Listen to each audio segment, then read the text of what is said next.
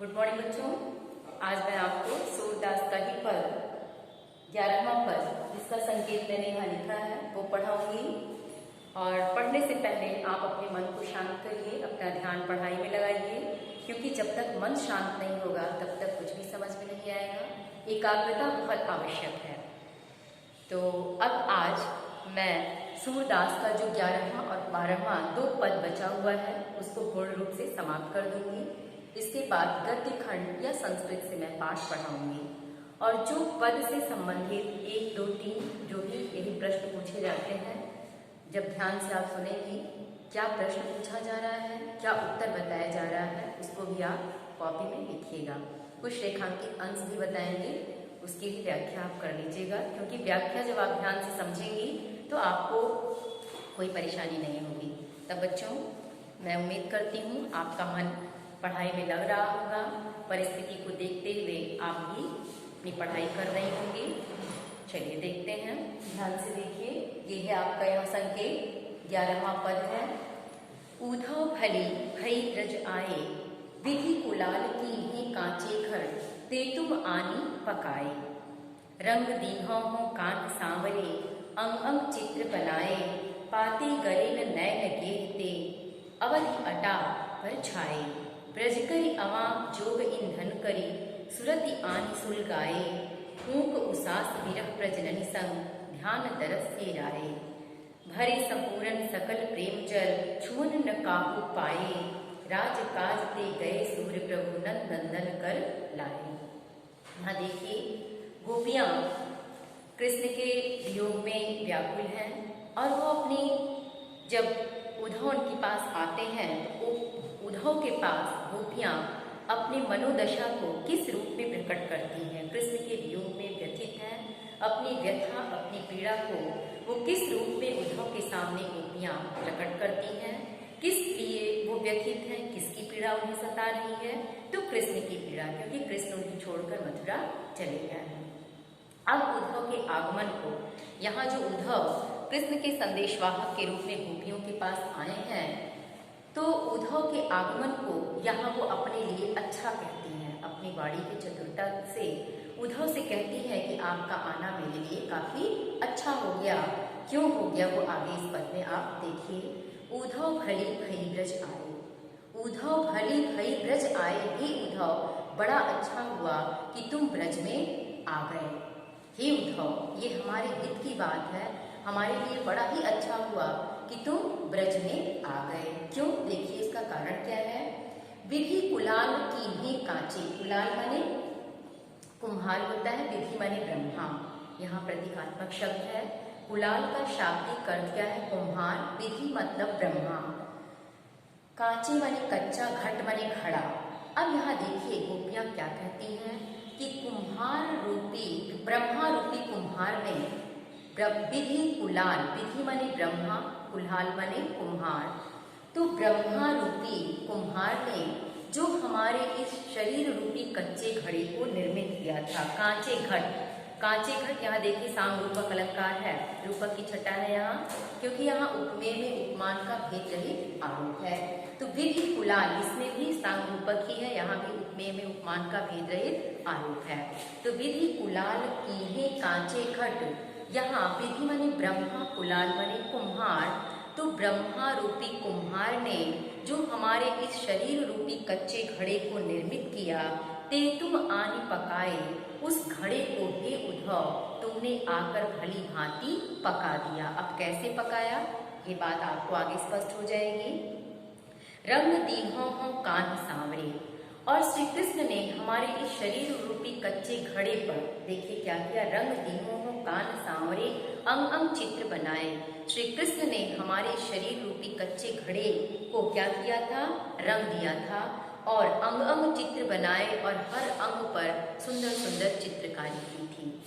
श्री कृष्ण ने हमारे शरीर रूपी घड़े को रंगा था और हर अंग पर चित्र बनाए थे, हर अंग पर उसने सुंदर सुंदर चित्रकारी की थी। और लेकिन अब देखिए, पाते गरे नैन नेहते, अवधि अटा पर छाए। लेकिन जो हमारा ये शरीर रूपी कच्चा घड़ा था, जो ब्रह्मा रूपी कुम्हार द्वारा बनाया गया था और कृष्ण के द्वारा रंगा गया था, वो हमारा ये शरीर रूपी कच्चा घड़ा गलने नहीं पाया। देखिए कि पाते गरिन नैन नेहते, नैन नैन माने नेत्र, नेह माने प्रेम। श्री कृष्ण के प्रेम में निकले हुए आंसू रूपी जल से हमारा यह शरीर रूपी घड़ा गलने नहीं पाया। क्यों नहीं गला? इसका कारण क्या था? अवधि अटा पर छाए, क्योंकि इस शरीर रूपी कच्चे घड़े पर श्री कृष्ण के आने की अवधि रूपी अटारी छाई हुई थी। अवधि अटा पर छाए, अटा माने अटारी, अवधि माने समय। ये हमारा शरीर रूपी कच्चा घड़ा क्यों नहीं गल पाया?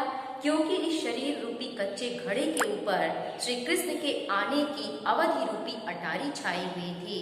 इसलिए ये शरीर रूपी घड़ा हमारा पूर्ण रूप से सुरक्षित महसूस कर रहा था, इस पर कोई भी प्रभाव नहीं पड़ा था।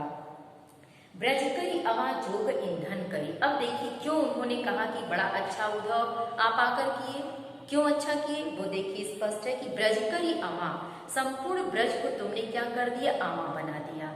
आवा क्यों?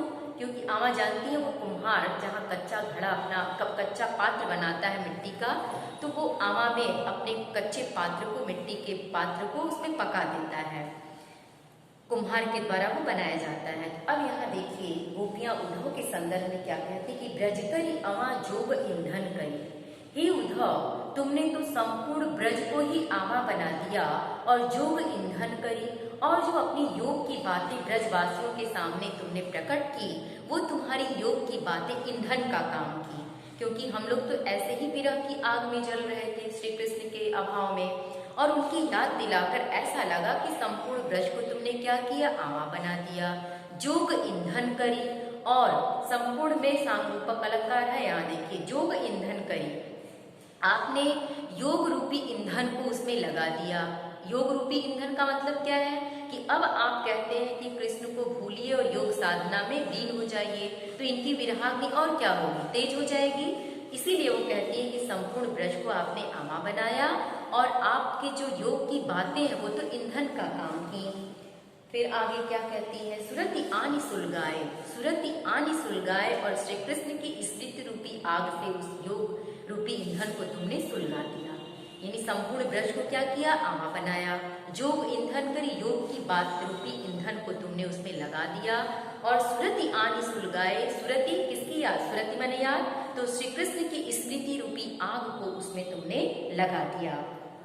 फूंक उसास विरह प्रजननी सम, और जो हमारी निश्वासें निकली, जो हमारी विरह की दुख की गहरी श्वासें अंदर से निकली, विरह आनी फूंक उसास विरह प्रजननी संग, उससे विरह की लपटें और तेज निकलने लगी। जैसे आग कहीं सुलगा दिया जाए और उसमें हवा करिए तो उसकी लपटें और तेज होने लगती हैं, तो ठीक वैसे ही यहाँ होता है कि फूंक उसास विरह प्रजननी, हमने जो अपनी निश्वास अंदर से छोड़ना शुरू की, अपनी सांसें छोड़ी, वो निश्वासें निकल करके उस विरह रूपी आग की लपटों को और तेज कर दिया। सुरति आनी सुलगाए, लेकिन हाँ अब यहाँ देखिए ध्यान दरस सिराए, लेकिन ध्यान दरस सिराए, जो आपने श्री कृष्ण की हमारे साथ बैठकर चर्चा की, उनकी याद दिलाई। सुरति माने याद दिलाना, तो सुरति नहीं, यहाँ ध्यान दरस सिराए, इस लाइन देखिए ध्यान दरस सिराए, सिराए माने शीतल करना। तो आपने अपनी चर्चा के द्वारा श्री कृष्ण का ध्यान दिलाकर, उनकी याद दिलाकर कि दरस सेराय माने उनके दर्शन करा के हमारे मन को सेराय माने शीतल किया, शांत किया, जिससे कुछ देर तक हमें शांति की अनुभूति हुई। भरे संपूर्ण सकल प्रेम जल, इस तरह से हमारा यह शरीर रूपी कच्चा घड़ा श्री कृष्ण के प्रेम रूपी जल से पूर्ण रूप से भरा हुआ है। भरे संपूर्ण सकल प्रेम जल, तो यह शरीर रूपी घड़ा किससे भरा है? श्री कृष्ण के प्रेम रूपी जल से भरा हुआ है। छून न काहू पाए, और इस प्रेम रूपी जल को कोई छूने नहीं पाएगा। राजकाज ते गए सूर्य प्रभु नंद नंदन कर लाए, और जब राजकाज करके सूर्य के प्रभु श्री कृष्ण सूरदास जी कहते हैं कि जब राजकाज संपन्न करके नंद के पुत्र श्री कृष्ण ब्रज से वापस, मथुरा से वापस आएंगे, तो वही इसे अपने हाथों से स्पर्श करेंगे। देखिए राजकाज ते गए सूर्य प्रभु नंद नंदन कर लाए, नंद नंदन नंद के पुत्र श्री कृष्ण जब राजकाज करके वापस लौटेंगे, तो वही शरीर रूपी घड़े में कृष्ण के भरे हुए प्रेम रूपी जल का स्पर्श करेंगे, इसे और कोई छूने नहीं पाएगा। अब यहाँ देखिए इसका काव्यगत सौंदर्य, इसकी भाषा क्या होगी? संपूर्ण कविता की भाषा यहाँ आपकी ब्रज होगी। रस आपका क्या होगा? वियोग श्रृंगार होगा, क्योंकि संपूर्ण कविता भ्रमर गीत ही विप्रलंब में है। अलंकार सामरूपक, रूपक का ही एक भेद है, साम विरंग, 3 भेद है रूपक के। हमने आपको बताया कि साम रूपक, विरंग रूपक और पारंपरिक रूपक। तो यहाँ साम रूपक है और अनुप्रास भी है।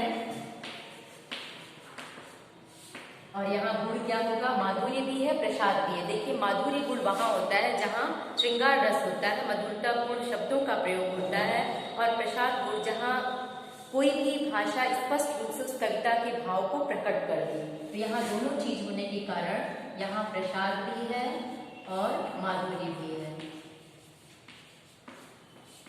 शब्द शक्ति आपकी लक्षणा है। यहाँ व्यंजना है, क्योंकि व्यंजनार्थ किसी बात को कहा जा रहा है किसी के द्वारा, तो व्यंजना की शब्द शक्ति होगी। अब देखिए यहाँ अगर ये प्रश्न पूछा जाए कि गोपियों के शरीर रूपी घड़े में जो भरा हुआ प्रेम रूपी जल है उसे कौन स्पर्श करेगा? तो गोपियों के इस शरीर रूपी घड़े में जो भरा हुआ प्रेम रूपी जल है उसे जब श्री कृष्ण राजकाज करके लौटेंगे तो वही स्पर्श करेंगे, अन्य कोई उसे स्पर्श करने नहीं पाएगा। एक प्रश्न और ध्यान दीजिए कि गोपियों के इस शरीर रूपी घड़े के न गल पाने का कारण क्या था? उनका जो शरीर रूपी कच्चा घड़ा था वो गला क्यों नहीं? क्योंकि गोपियों के शरीर रूपी इस कच्चे घड़े के ऊपर श्री कृष्ण के आने की अवधि रूपी अटारी छाई हुई थी, इसलिए उनका शरीर रूपी घड़ा गलने नहीं पाया। बच्चों ये 2 प्रश्न आप इससे लिख लीजिएगा जो अभी आपको हमने बताया। एक लास्ट है, देखिए संपूर्ण एक प्रश्न ये भी पूछा जा सकता है कि सूरदास का भ्रमर गीत किससे लिया गया है? तो इनका भ्रमर गीत सूर सागर से लिया गया है। एक अंतिम पद 12वां है, आज मैं इसे खत्म कर दूं। देखिए, आँखियां हरि दर्शन की भूखी, कैसे रहती रूप रस राची, ये बतिया सुनी रूखी। अवधि गणत इक टकमक जोवत, तब इतनो नहीं झूसी, अब यह जोग संदेशो सुनी सुनी अति अकुलानी दुखी। बारक वह मुख आनि दिखावो, दुर्पय पय पिबत पतुखी, सूर सुकत हठ नाव चलावत, यह सरिता है सूखी। अंतिम पंक्ति को रेखांकित करिएगा, इसे ध्यान दीजिएगा, इसका क्या मतलब है। सबसे पहले तो इसका प्रसंग समझिए क्या है। जब उद्धव निराकार ब्रह्म का उपदेश देने के लिए बार बार गोपियों को बाध्य करते हैं तो गोपियां उन्हें निरुत्तर करना चाहती हैं अपने वाणी की चतुरता के द्वारा, या कहिए वाक चातुर्यता के द्वारा बार बार उद्धव को वो निरुत्तर करती हैं। कहती हैं कि आँखियां हरि दर्शन की भूखी। ये बातें कौन कहता है? गोपियां कह रही हैं उद्धव से कि हे उद्धव, हमारी ये आंखें श्री कृष्ण के दर्शन के लिए व्याकुल हैं। कैसे रहती रूप रस राची, ये बतिया सुनी रूखी। कैसे रहती रूप रस राची, श्री कृष्ण के रूप रस में रमी हुई ये हमारी आंखें, हमारा मन, हमारा हृदय तुम्हारी ये बातों को सुनकर बहुत रूखापन का, दुख का अनुभव कर रहा है। अवधि कनक एक टकमक जोवत, तब इतनो नहीं झूठी। श्री कृष्ण के आने की अवधि को गिनते हुए, उनके मार्ग को जोड़ते हुए भी मुझे इतने दुख का अनुभव नहीं हुआ जितने दुख की अनुभूति तुम्हारे इन बातों को सुनकर हो रहा है। निराकार ब्रह्म की बातों के उपदेश को सुनकर जितने कष्ट की अनुभूति हो रही है, उतना कष्ट तो हमें श्री कृष्ण के आने की अवधि को गिनते हुए, उनके मार्ग पर टकटकी लगाने पर भी हमें इतना दुख नहीं हुआ। अब यह जोग संदेशों सुनी सुनी अति अकुलानी दुखी। हे उद्धव, तुम्हारी ये योग की बातें सुन सुनकर, यह योग का संदेश सुन सुनकर हमें अत्यधिक व्याकुलता और दुख का अनुभव हो रहा है। बारक वह मुख आन दिखावह, दुह पय पिबत पतुखी। पय माने दूध होता है, पतुखी माने पत्ता। तो पत्ते के दोने में जो वह कृष्ण गाय के दूध को दूह कर पिया करता था, एक बार मेरा निवेदन है कि एक बार उस मुख को, उस कृष्ण का दर्शन हमें करा दो। देखिए, बारक वह मुख आन दिखाऊं, बारक, बारक माने एक बार उस मुख के दर्शन हमें करा दो जो पय, देखिए कि दूध पय पिबत पतुखी, जो दूध को, पय माने दूध को, पत्ते के दोने में डूब कर पिया करता था। उस कृष्ण के दर्शन के लिए हम व्याकुल हैं, उसका एक बार दर्शन करा दो। अब देखिए अंतिम पंक्ति का क्या मतलब है कि सूर सुकत हठ नाम चलावत यह सरिता है सूखी। हे उद्धव, सूर सुकत हठ नाम चलावत। सूरदास जी कहते हैं कि गोपियां उद्धव से कहती हैं कि हे उद्धव, देखिए यहाँ सरिता माने नदी, सुकत माने बालू होता है, हठ माने हठ पूर्वक। तो जिस तरह से सूखी हुई नदी में बालू पर हठ पूर्वक नाव कदापि नहीं चलाया जा सकता। सूरदास देखिए यहाँ सूर सुकत, सुकत माने बालू, सूर सुकत हठ नाव चलावत यह सरिता है सूखी।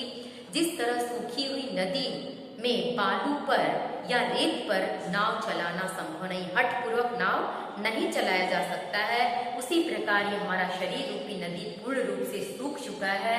इस पर तुम्हारी ये निराकार ब्रह्म रूपी बातों का प्रभाव कदापि नहीं पड़ सकता।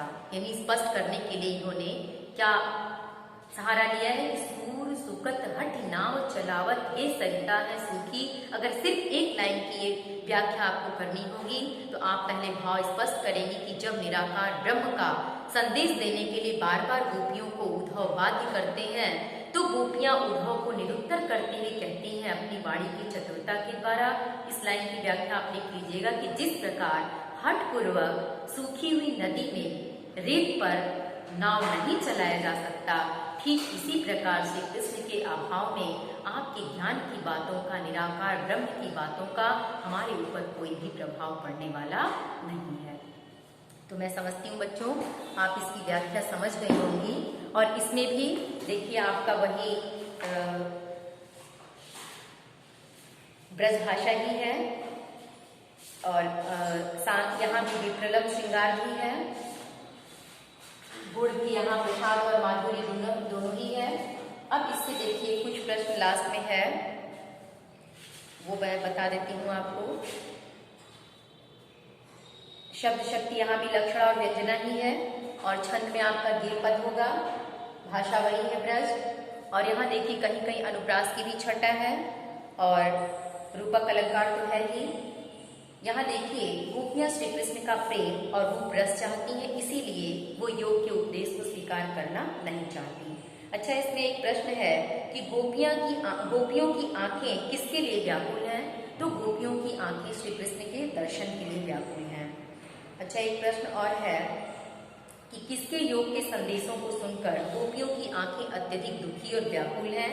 तो गोपियां उद्धव से इसमें देखिए कृष्ण के मित्र उद्धव से योग का संदेश सुनकर गोपियों की आंखें दुखी और व्याकुल हैं। थैंक यू बच्चों, मैं समझ रही हूँ कि आप समझ गई होंगी।